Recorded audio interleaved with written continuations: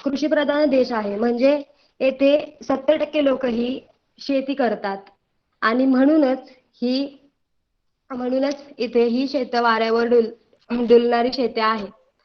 डुलतात कधी? जेव्हा जेव्हा वारा वाहतो, अशा वाऱ्याच्या दिशेने जशी शेतं डुलतात, ती हिरवीगार सळसळीत वारे म्हणजे प्रिय हे वारे सळसळते. वारे जेव्हा सळसळ करते, आवाज करणारा जो वारा असतो, त्या वाऱ्याच्या दिशेने ही शेतं सुद्धा डुलतात. आणि या सर्व गोष्टी आम्हाला खूप प्रिय आहेत. त्या झाल्या दोन पहिल्या 4 ओळींचे अर्थ. आपण इकडे तिसऱ्या ओळीकडे जाऊया. प्रियतम अमुची प्रियतम अमुचा धवल हिमालय, बगे भिडया भडे बगे भिडया जो गगनाला, प्रियतम अमुचे सहविंध्य हे प्रियतम या गंगा जमुना. म्हणजे काय? या 4 ओळींमध्ये देश असणारे त्याचप्रमाणे सह्याद्री सह्याद्री रांगा, गंगा जमुना या नद्या, या गोष्टींचा उल्लेख आलेला आहे. थोडक्यात आपल्या देशामध्ये असणारी निसर्गरम्य ठिकाणं आहेत, ज्या नद्या आहेत, जे हिमालय आहे, पर्वतरांगा आहेत, त्यांचा उल्लेख करून आपल्याला भारत देश कसा सौंदर्याने नटलेला आहे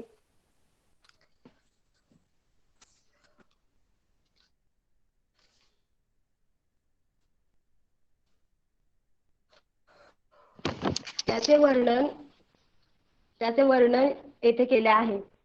आपल्या भारत मातेचा मानदंड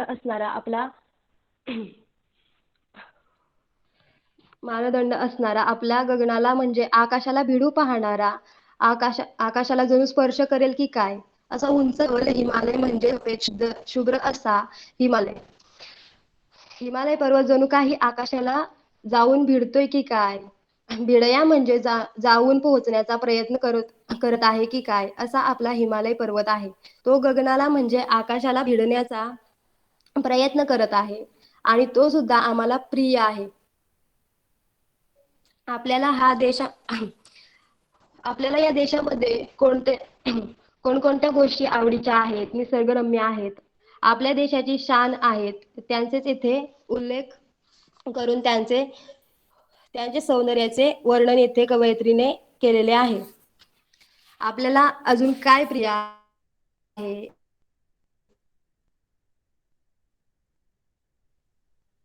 विंध्य तो सुद्धा आम्हाला प्रिय आहे आणि त्याचप्रमाणे प्रिय आहेत. सह्याद्री व विंध्याद्री हे जे पर्वत आहेत, ते आमच्या सुजलाम, गंगा जमुना इत्यादी नद्यांप्रमाणे सुद्धा आम्हाला प्रिय आहेत. म्हणजे त्याप्रमाणे एकीकडे आम्हाला हिमालय प्रिय आहे, तर या हिमालयातून उगम पावणाऱ्या या नद्या सुद्धा आम्हाला प्रिय. म्हणजे भारतामध्ये अशा गोष्टींचा उल्लेख करत आपला कसा पडणं आहे, मैत्रीने सुंदर असे केलेले आहे.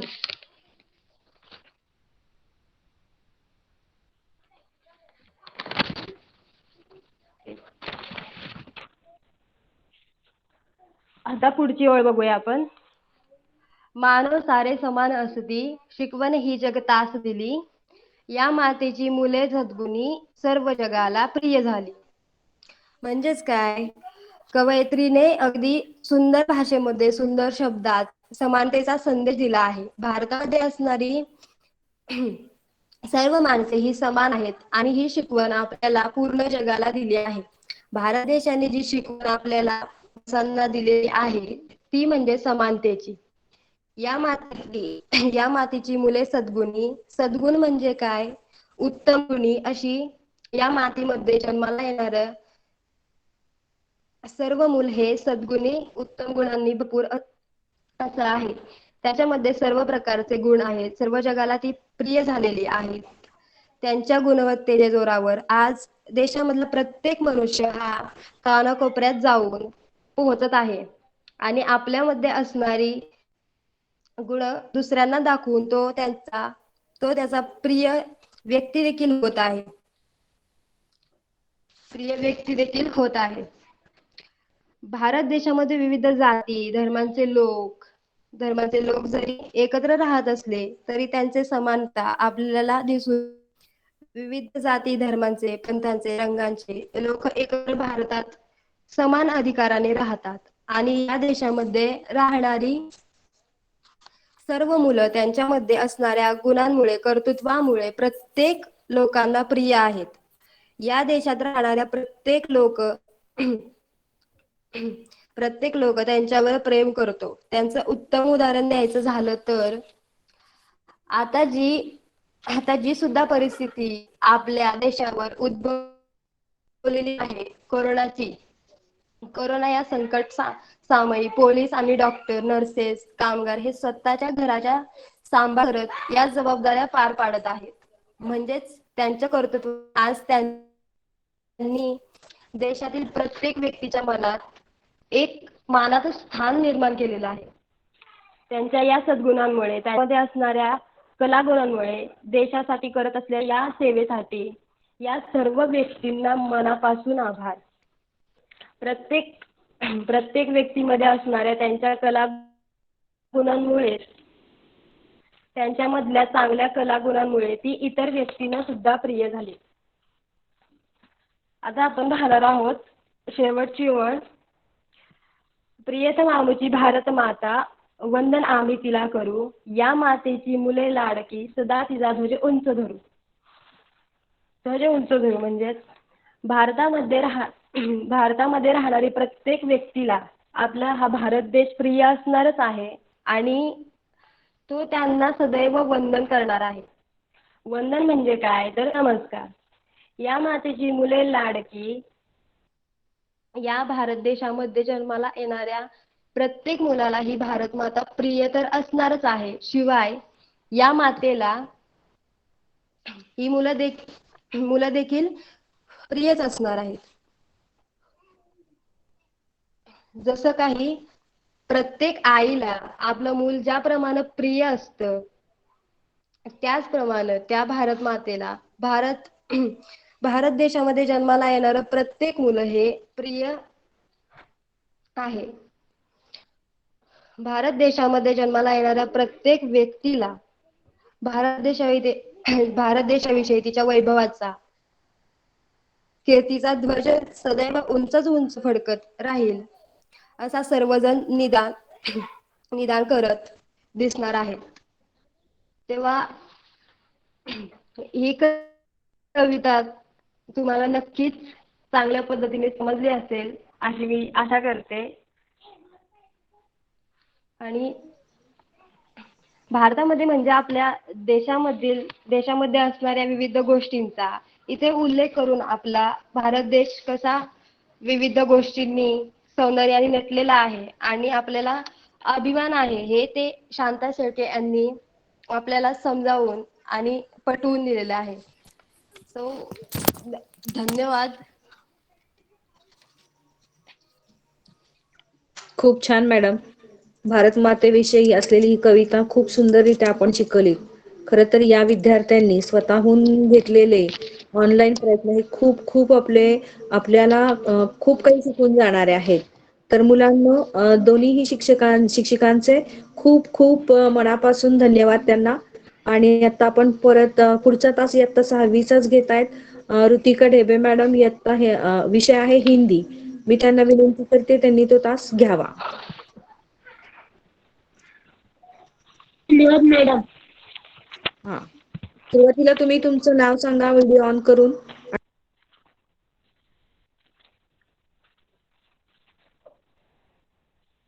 आपण 2 कडवी शक्यतो घेऊयात. पूर्ण कविता धडा शिकवत राहिलो तर मग बाकीच्यांचे राहून जातील. तर 2च कडवी आपण शिकवणार आहोत. कविता असेल तर, धडा असेल तर 2 परिच्छेद शिकवणार आहोत. सुरुवात करा.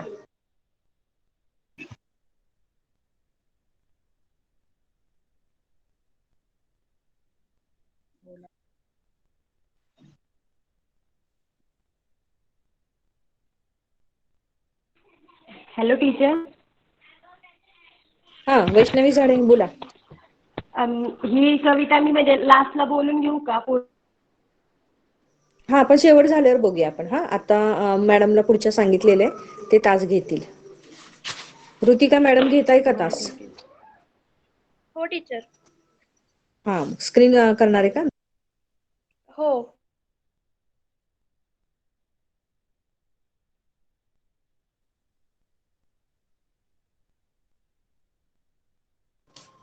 स्क्रीन दिसतीये?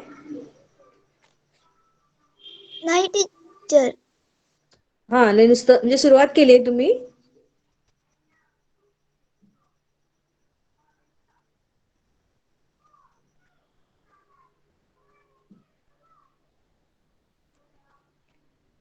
स्टार्ट करा स्क्रीनला.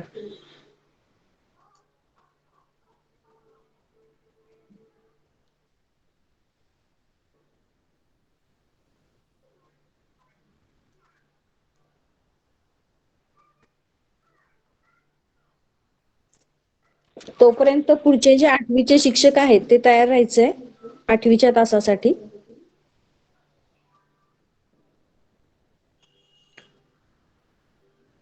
ऋतिका?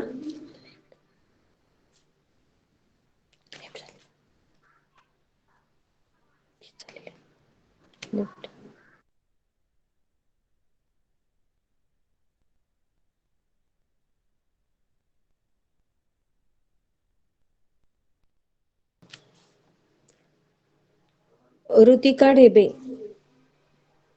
स्क्रीन प्रेझेंट करता येत नसेल तर साध्या आपल्या पद्धतीने आता झाडे मॅडम ज्यांनी शिकवलं तसं शिकवा किंवा ढेबे मॅडम यांनी शिकवलं तसं शिकवलं तरी सुद्धा चालेल. पटापट वेळ बाकीच्या शिक्षकांना पण तास घ्यायचे. ऋतिका ढेबे. सॉरी टीचर, प्रॉब्लेम आहे. हा, एक काम करा, तुम्हाला स्क्रीन प्रेझेंट करता येत नसेल तर करू नका. डायरेक्ट आता जाऊन मॅडमने शिकवलं तसं शिकवलं तरी चालेल. आता स्क्रीन प्रेझेंटच्या ह्याच्यात वेळ घालवू नका. करताय सुरू? ओके, ठीक आहे. स्क्रीन दिसतीये आता.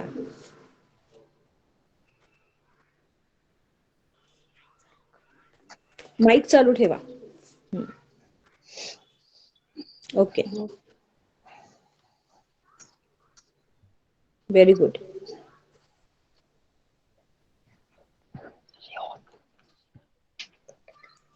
नाईस.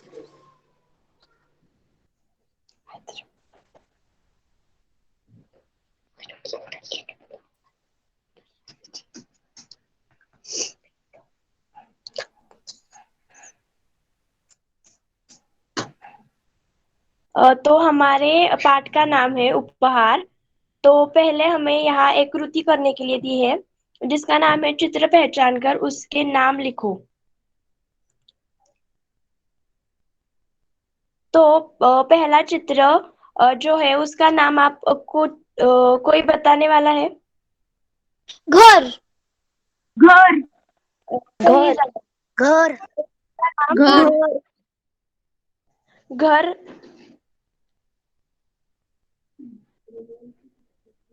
घर है। तो आप अपने किताब में घर ये उसके नीचे लिख सकते हो, या फिर अपने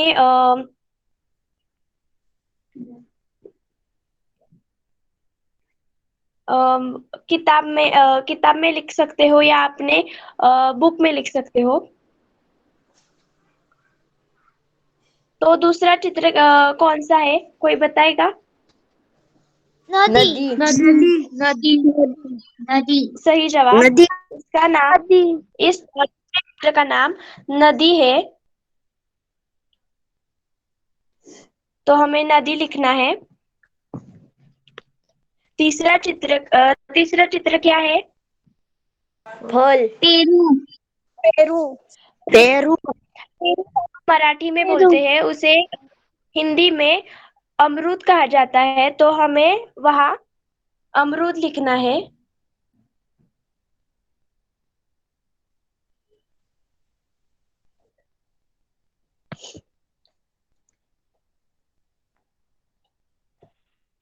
इसके बाद का चित्र क्या है? पहाड़। पर्वत। पहाड़। पहाड़। पहाड़ या पहाड़ या पर्वत दोनों नाम सही है। तो आप कुछ भी उन दोनों में से कुछ भी एक लिख सकते हो। पर्वत ऐसे लिखा जाता है और पहाड़ ऐसे। तो आप ये दोनों नाम लिख सकते हो। आगे का चित्र कौन सा है? धान्य। अ, धान्य बोरा। कहा जा सकता है। हाँ, या बोरा। बोरी कहा जा सकता है। बोरा नहीं, बोरी कहा जा सकता है। बोरी। अ, आगे का चित्र कौन सा है? किल्ली। किल्ली। किल्ली। किल्ली। किल्ली। चाबियां। हाँ, किल्ली हम मराठी में बोलते हैं। तो वहाँ एक चाबी नहीं है, इसलिए हम चाबी नहीं कह सकते उसे। हम हमें चाबियां कहना चाहिए। और आप ये अपने बुक में लिख लीजिए। उसके बाद का चित्र कौन सा है? बच्चे। बच्चे। लोग। बच्चे। लोग। लोग लोग भी लोग। लोग नहीं कहा जा सकता। हमें समूह कहना चाहिए, और इस चित्र का नाम समूह हो सकता है। आगे का चित्र कौन सा है? पानी का गिलास। पेला। दूध। पानी का गिलास। तो हम पेला। में ग्लास कहते हैं, और मराठी में कभी कभी ग्लास भी कहा जाता है। पर हिंदी में गिलास बोलते हैं, गिलास। तो हमें वहाँ गिलास लिखना चाहिए। उसके बाद वाला चित्र कौन सा है? बूढ़े। बूढ़े बाबा। बुढ़ा बाबा। बुढ़ा बाबा नहीं कहा जा सकता। अ, वृद्ध कहा जा सकता है। हमें हम हमें वहाँ बूढ़ा आदमी, बूढ़े बाबा ऐसा कुछ नहीं लिखना है। हमें वहाँ बूढ़े अ, आदमी ऐसा कुछ नहीं लिखना है। हमें वहाँ वृद्ध आदमी लिखना चाहिए। और आगे का चित्र कौन सा है? मिठाई। मिठाइया। मिठाइया। ये बिल्कुल मिठाइयाँ कह सकते हैं। और हाँ, बराबर है। तो हमें ये सब चित्रों के नाम बुक में लिखने हैं। और ये हमारी कृति पूरी हो गई है। तो हम हमारे पाठ को शुरुआत करेंगे। उपहार। सब अपने बुक में उपहार टाइटल लिख लीजिए, और इसके नीचे हमें कोई मुहावरा या किसी शब्द का अर्थ नहीं पता होगा तो हम मुझे पूछ लीजिए, मैं बता दूंगी, और वहां लिख लीजिए। तो शुरुआत करते हैं। एक गांव में ऋत्विक नाम का लड़का रहता था। वह बहुत गरीब था। गांव के पास पुस्तक मेला लगा था। उसने माँ से कहा, मैं भी मेला देखने जाऊंगा। उसकी माँ ने बोला, देखो घर में कोई बड़ा नहीं है, तुम अकेले कैसे जाओगे इतनी दूर? बेटा, मेला देखने की जिद छोड़ दो, चलो दूध पी लो। अपनी माँ की बात सुनकर ऋत्विक उदास हो गया और एक पेड़ के नीचे जा बैठा। अब मैं इस परिच्छेद का अर्थ मराठी में बताऊंगी की एका गावात ऋत्विक नावाचा एक मुलगा राहत असतो. अत्यंत आपल्यासारखाच असतो, आणि पण तो खूप गरीब असतो. तर त्याला त्याच्या गावाच्या जवळ एक जत्रा असते, म्हणजे पुस्तकांची जत्रा असते. मेला म्हणजे जत्रा. तर तिथे त्याला जायचं असतं. त्याला उत्सुकता असते जायची. आणि तो त्याच्या आईला जाऊन सांगतो की मला पण तिकडं ती जत्रा बघायला जायचंय, पुस्तकं बघायला जायचे. तर त्याची आई म्हणते की हे बघ बाळा, घरी कोणी मोठं नाहीये, तर तू एकटा कसा जाणार इतक्या लांब? तर आणि त्याची आई तो विचार सोडून द्यायला सांगते आणि म्हणते की आता दूध पिऊन घे. तर तो त्याच्या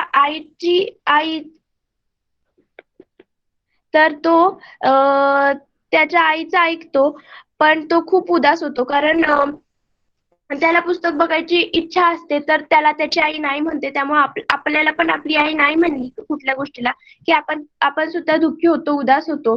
तर तसाच तो पण झाला होता आणि एका झाडाखाली जाऊन बसला होता. तर पुढे आता मी वाचून दाखवते. अचानक उसकी दृष्टि दूर पेड़ों के पीछे गई, जहाँ बहुत तेज रोशनी थी. वह उठकर भाग गया. वहां सुनहरे पंखों वाली एक परी खड़ी थी. ऋत्विक ने हैरान होकर उस परी से पूछा, तुम कौन हो? वह बोली, मैं परी हूँ, लेकिन तुम यहाँ उदास क्यों बैठे हो?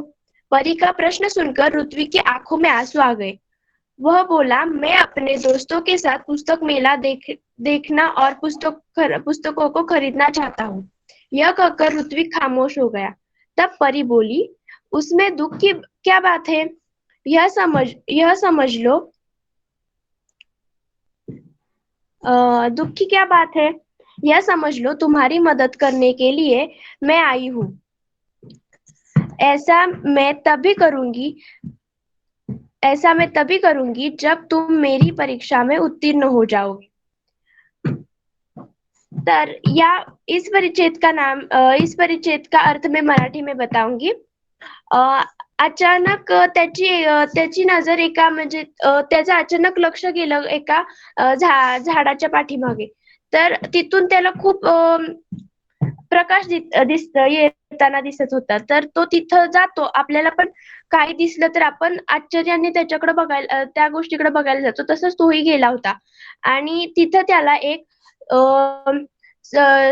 सोनेरी पंख असणारी एक परी उभी असलेली दिसली आणि ऋत्विक हैरान होना, इसका अर्थ बताओ. हैरान होना, आश्चर्यचकित होना.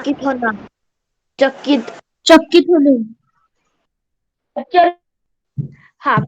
चकित होणे. तसंच तो पण आश्चर्यचकित झाला आणि त्यानं विचारलं की तू कोण आहेस? तर ती परी बोलली की मी परी आहे, पण तू इतका उदास का बसलायस? तर परीचा प्रश्न ऐकून तो रडायला लागला कारण तो उदास होता, तर त्याला रडायला आलं.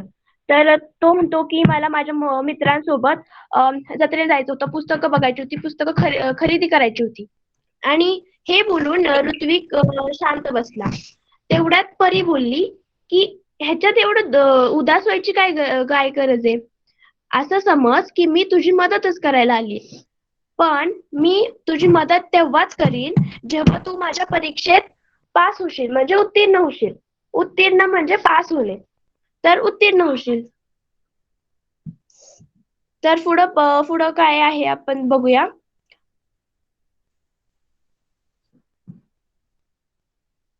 कौन सी परीक्षा है? ऋत्विक ने पूछा. परी ने कहा, बता दिया तो परीक्षा कैसी? तर ठीक है. ऐसा कहकर ऋत्विक वहां से चला गया.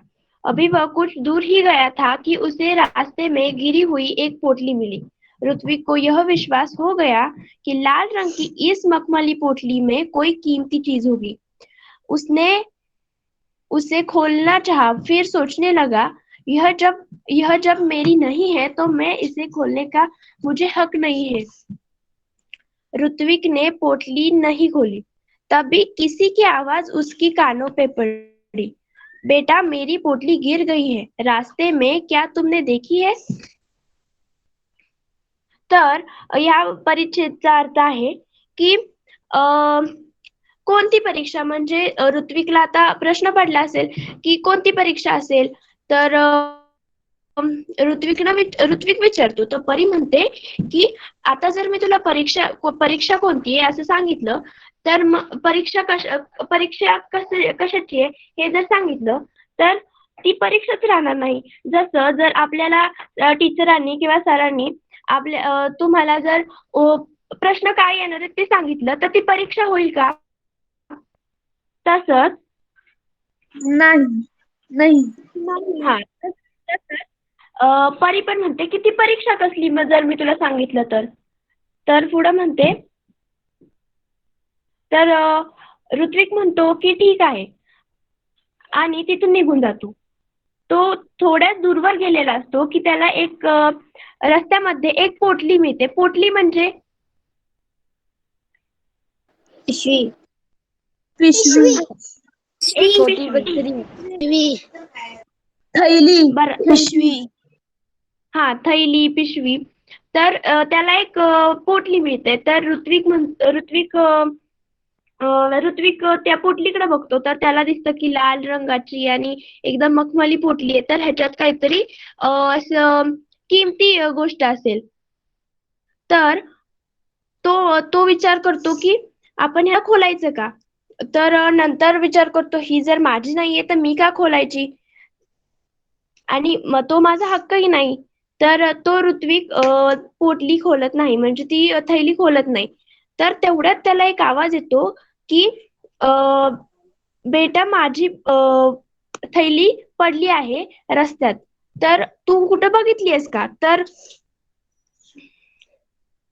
तू कुठं बघितलीयस का? तर हा या परिच्छेदाचा अर्थ होता. तर आता पुढील परिच्छेद बघूया. ऋत्विक ने पूछा किस रंग की थी? लाल रंग की राहगीर ने बताया. और कोई पहचान बताओ? ऋत्विक ने राहगीर से कहा. उस पर एक परी का सुनहरे रंग में चित्र बना है. राहगीर का जवाब था.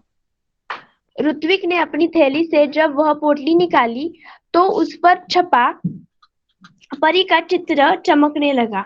ऋत्विक ने वह पोटली राहगीर को दे दी. म्हणजे काय झालं की ऋत्विकनं विचारलं की कोणत्या रंगाची होती. तर राहगीर म्हणजे काय? यात्री. काय यात्री. आवाज नाही. यात्री नाही तर यात्री म्हणजे जो प्रवास करतो त्याला यात्री म्हणतात. तर राहगीर म्हणजे की जो आपल्या म्हणजे आपण एखाद्या रस्त्यावरनं चालत असू तर तो आपल्याला रस्त्यावर भेटणारा माणूस किंवा रस्त्यावरनं चालणारा माणूस म्हणजे राहगीर. तर त्याला तर आता आपल्याला जर एखादी गोष्ट भेटली तर आणि एखादा आपल्याकडे व्यक्ती आला आणि तो म्हणला की ही माझी आहे तर तुम्ही लगेच द्याल का त्याला? नाही. लगेच देणार नाही. कारण आपल्याला माहितीये की ती आपली नाहीये म्हणजे आपल्याला ती जपून ठेवली पाहिजे आणि ती दुसऱ्या चुकीच्या हातात गेली नाही पाहिजे. चुकीच्या हातात म्हणजे चोर असं कुठलाही अशा चुकीचा मनात भावना वृत्ती असलेल्या व्यक्तीला नाही द्यायला पाहिजे. म्हणून त्यानं काय विचारलं पहिलं की कोणत्या रंगाची होती? तर राहगीर म्हणतो की लाल रंगाची होती. तर ती पोटली लाल रंगाची होती का? होती. हा तर बरोबर. तर तेवढ्या वेळेस तो नाही थांबला तर तो काय म्हणला की अजून एक कोणती तरी अशी गोष्ट सांगा त्या पोटलीबद्दल. तर ऋत्विकनं असं विचारलं राहगीरला. तर त्याच्यावर एक तर राहगीर काय म्हणतो की त्याच्यावर एक परीचं चित्र आहे. तर राहगीरनं सांगितलं की त्याच्यावर एक परीचं चित्र आहे. तर ऋत्विकनं ती पोटली काढली त्याच्या बॅग मधनं काढली तर त्याला बरोबर तसंच परीचं चित्र दिसलं आणि ते परीचं चित्र चमकायला लागलं होतं. तर ऋत्विकनं आता त्याला कळलं होतं की ही त्या राहगीरचीच पोटली आहे कारण त्याला त्याच्यावर विश्वास बसलेला. तर त्यामुळे ऋत्विकनं ती पोटली त्या राहगीरला देऊन टाकली. तर पुढं सुबह उठकर वह वहीं पहुंचा जहां उसे परी मिली थी. देखा तो वहां कोई नहीं था. वह बैठ गया. उसकी आंखों के सामने वही लाल रंग की पोटली दिखाई देने लगी. तभी तेज प्रकाश फैला. सामने परी खड़ी थी. परी के दोनों हाथ पीछे थे. परी ने पूछा कैसे हो? ठीक हूँ, ऋत्विक ने जवाब दिया। तभी परी ने कहा, अपनी आंखें बंद करो, मैं तुम्हें इनाम दूंगी। किस बात का? ऋत्विक ने पूछा. म्हणजे काय झालं की सकाळी उठल्यावर तो तिथंच गेला त्या झाडापाशी, जिथं त्याला परी भेटलेली. तर तिथं गेल्यावर तो बघतो ते तिथं कोणच नसतं. तो तिथंच बसून राहतो आणि त्याच्या डोळ्यांसमोर परत ती लाल रंगाची पोटली दिसायला लागते. तेवढ्यात एक प्रकाश येतो. जसा तो मागच्या दिवशी म्हणजे आदल्या दिवशी झाडावर बसलेला असतो, झाडाच्या मागे त्याला प्रकाश दिसला, तसाच प्रकाश आजही दिसला होता. तर तेवढ्यातच परी आली आणि परीने त्याचे दोन्ही हात पाठीमागं ठेवले होते आणि परीने विचारलं की कसा आहेस? तर ऋत्विक म्हणतो, मी ठीक आहे. तर तेवढ्यात परी म्हणती की तू तुझे डोळे बंद कर, मला तुला एक बक्षीस द्यायचे. तर मग तो ऋत्विक म्हणतो की कोणत्या गोष्टीचे बक्षीस? का मला बक्षीस? तर असं ऋत्विक विचारतो.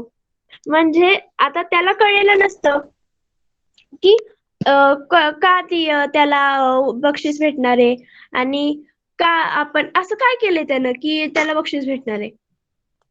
तर पुढे बघूया तर त्याला का बक्षीस भेटणार आहे आणि त्यानं असं काय केलंय.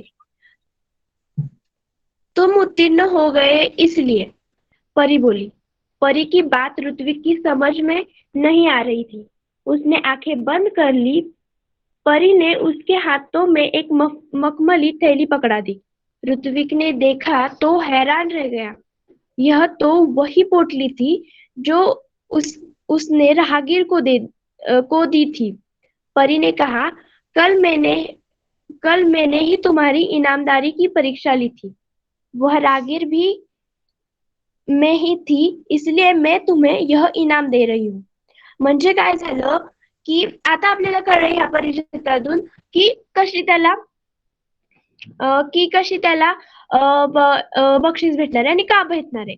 तर ती परी म्हणती की तू परीक्षेत पास झालायस म्हणून, उत्तीर्ण झालायस म्हणून.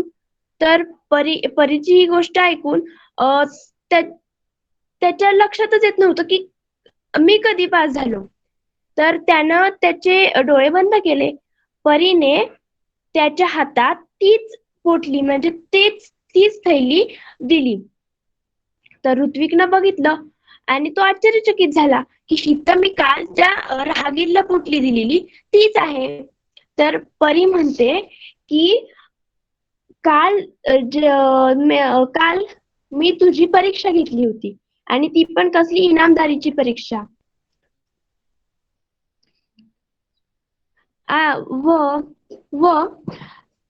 व मी ठीक है मैडम, आप बहुत बढ़िया पढ़ा रही है, लेकिन अभी दो कक्षा रह गई है, 8वीं और 9वीं की, और टाइम भी हो रहा है. तो जो भी पाठ रह गया है वो हम कल या परसों फिर से सिखाएंगे तो चलेगा.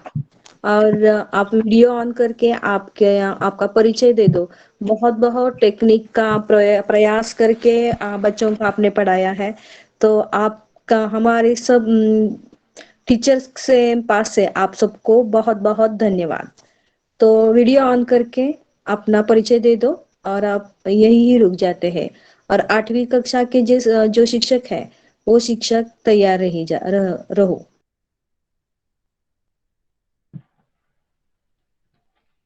मेरा नाम ऋतिका रविंद्र ढेबे और मैंने छठी कक्षा को हिंदी का तीसरा पाठ राहगीर सिखाया है.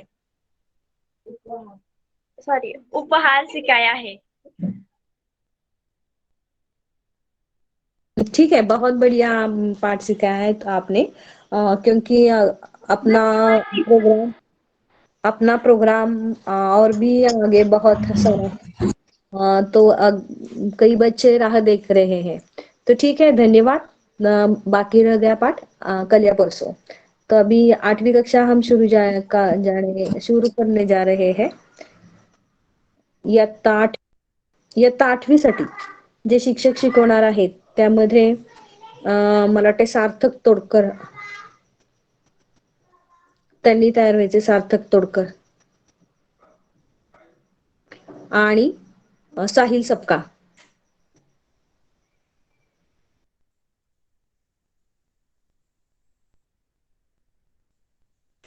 साहिल सपका. टीचर मनोगत व्यक्त करायचं होतं ना. हा थांबा ना बाळा, तुम्ही लेफ्ट होऊ नका, तुम्हीही थांबा. कुणीही लेफ्ट व्हायचं नाही, कारण 6वी 8वीच्या मुलांचा तास बघू शकते, 9वीचाही बघू शकतात. आणि मनोगत व्यक्त करायला बाळांना पण एक थोडं ह्या दोन्ही शिक्षकांचे तास झाले ना की मग आपण तो प्रोग्राम घेणार आहोत. तोपर्यंत ऋतिका तुझ्या बहिणीला तयार ठेव स्वागत गीतासाठी आणि मनोगत व्यक्त करण्यासाठी. विशाल बोराणे आहे, विशाल बोराणे.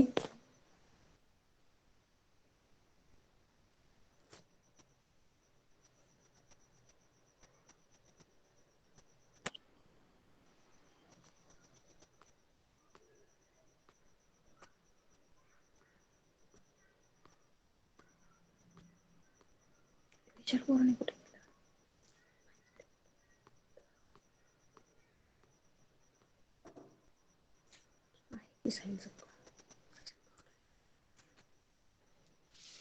साहिल सपका. तास घ्यायला सुरुवात करा.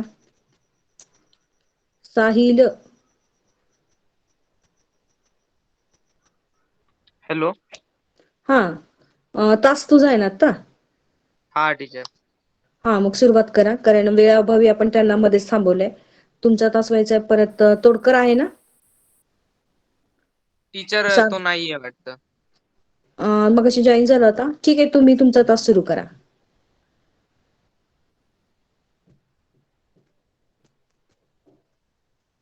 करा, पुढचा प्रोग्राम आपल्याला घ्यायचा आहे अजून. तुमची ओळख सांगा आणि सुरुवात. टीचर 2 मिनिट थांबा. हा.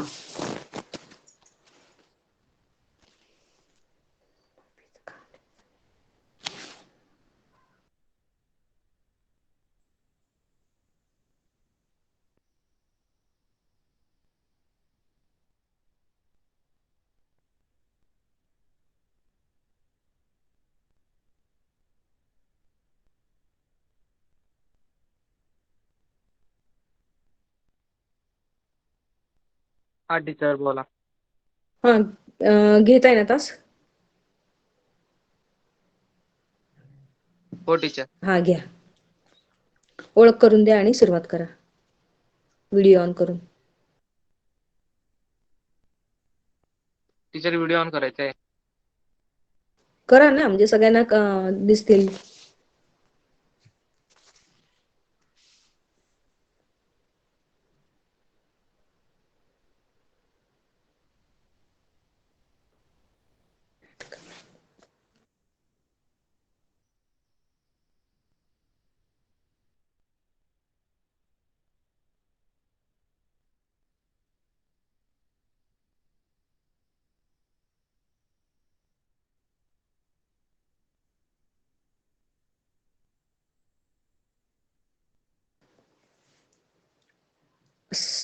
साहिल सपका.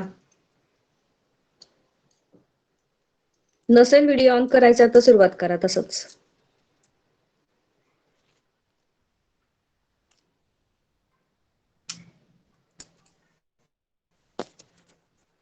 मुख्याध्यापक आजचे विशाल बोराणे सर तयार राहतील परत पुढच्या तासासाठी. राहुल जाधव सर तयार राहतील.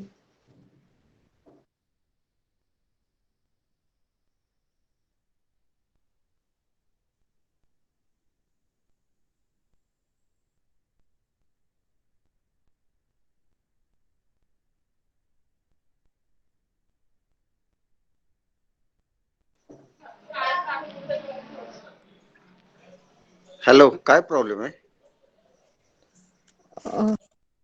साहिल सपका, काय प्रॉब्लेम आहे का? साहिल.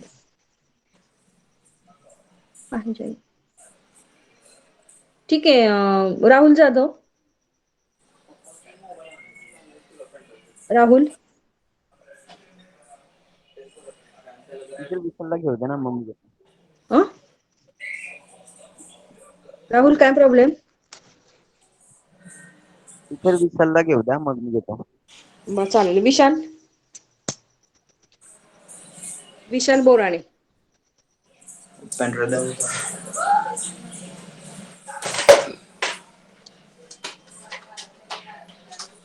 ते बॅगेत बघते. विशाल बोराणे. टीचर कितवीचा तास आहे? तास आहेत आता आपण घेतोय 6वी, 8वी आणि 9वीचे.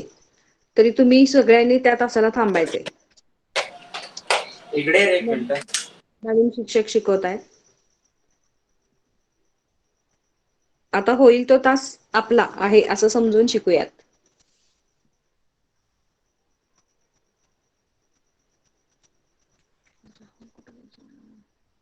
टीचर कितवीचा क्लास घेताय?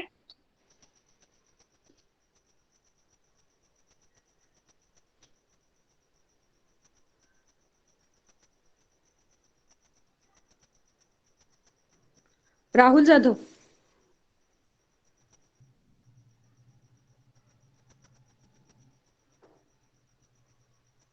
म्यूट आहेस तू. आवाज येत नाही बघा.